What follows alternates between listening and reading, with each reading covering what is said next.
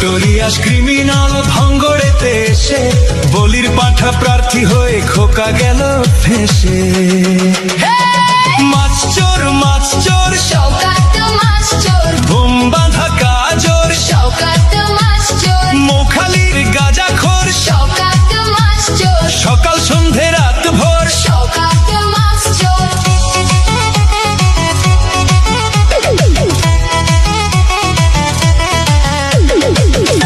শওকত মোল্লাকে ভাঙড়ের মানুষ বিশেষ করে তৃণমূল কংগ্রেসের নেতা বলে মনে করেন। ওকে একটা পাক্কা মাছ চোর ক্রিমিনাল এই হিসেবে ওকে ট্রিট করে এবং দেখে খুনি।